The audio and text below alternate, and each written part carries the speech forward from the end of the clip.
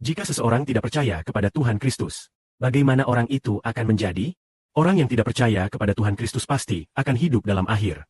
Orang yang tidak menerima Tuhan Kristus, pasti akan jatuh ke dalam kematian akhir. Dan hidup dalam akhir itu. Seperti yang dikatakan oleh Tuhan Kristus. Begitulah dikatakan. Kalian berasal dari dunia ini. Aku berasal dari sorga. Kalian milik dunia ini. Aku tidak milik dunia ini. Maka aku berkata kepada kalian, jika kalian terus masuk ke dalam kematian akhir, jika kalian tidak percaya bahwa aku adalah orang yang kukatakan, maka kalian akan terus jatuh ke dalam kematian akhir. Jika seseorang tidak percaya bahwa Yesus adalah yang dikatakan oleh Yesus, Anak Allah yang memberi hidup, terang, dan Roh Kudus.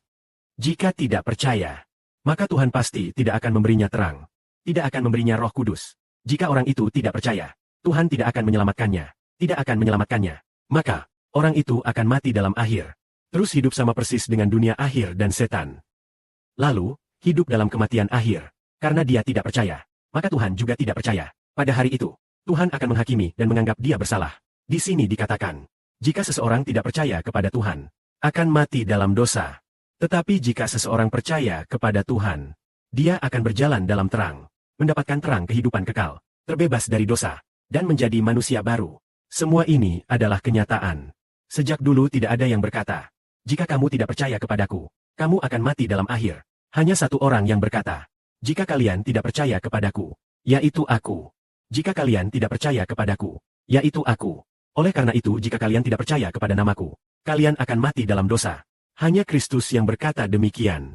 Semua orang yang percaya kepada Kristus memang tidak malu. Semua orang yang percaya kepada Kristus berdiri teguh. Bagaimana setan menyerang kita? Kita tetap berdiri teguh. Karena semua orang yang percaya kepada Kristus akan hidup dalam kehidupan. Dan Tuhan akan menjaga semua yang percaya kepadanya. Mari kita beri contoh. Contoh dari kesaksian kemarin sore. Kemarin, Saudari An mengalami sebuah kecelakaan. Putrinya mengalami kecelakaan. Maka saudari itu ingin pulang. Sangat ingin pulang. Saat sangat ingin pulang, Bapa Surga memberikan mimpi terlebih dahulu. Mimpi itu mengingatkan saudari untuk berjalan dalam terang. Sebenarnya pulang itu salah.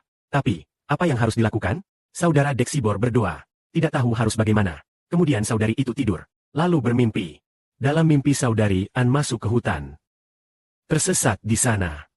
Dia berjalan dan tersesat. Kemudian dia berpikir di hatinya. Ah, aku tidak bisa. Terus maju. Tidak bisa terus berjalan di jalan ini. Harus berbalik. Setelah berbalik, dia bisa kembali ke jalan kehidupan. Kalau saudari pulang, itu berarti salah jalan. Kemudian tinggal di Guangzhou. Terus melayani Bapa dan Tuhan, itu berarti masuk jalan terang. Maka Bapa Surga pasti menjaga anak-anaknya. Menjaga anak-anaknya sendiri. Itu berarti semua orang yang percaya kepada Kristus. Tuhan selalu menjaga mereka, supaya dia tidak terjatuh. Tujuannya adalah agar anak-anaknya berjalan dalam terang. Berjalan dalam terang. Hati selaras dengan kehendak Bapa. Hati berada dalam tekad Bapa. Inilah Bapa kita. Tetapi bagaimana jika seseorang bukan milik Tuhan? Biarkan dia berjalan dalam kegelapan. Kita pun seringkali lemah. Tapi yang aneh adalah, saat kita lemah, Tuhan akan melindungi kita pada saat itu. Ketika kita mulai merasa putus asa dan kehilangan semangat, Tuhan akan menghibur kita.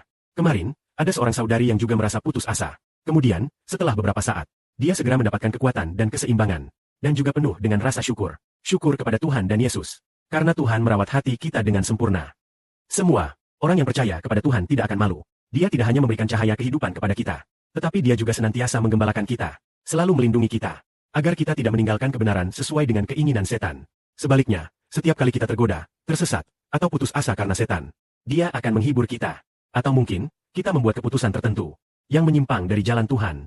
Maka, baik secara rahasia maupun melalui mimpi, atau dengan cara tertentu untuk mengingatkan kita, agar kita terus berjalan dalam terang.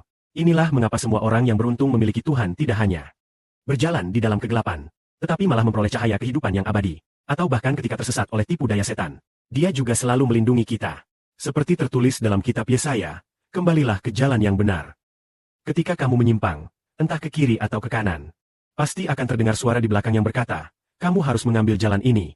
Jalan inilah yang benar. Artinya, ketika kita mulai menyimpang, Tuhan akan mengingatkan kita, sehingga kita bisa berbalik kembali, menuju jalan yang benar. Semoga kemuliaan diberikan kepada Bapa kita, Tuhan,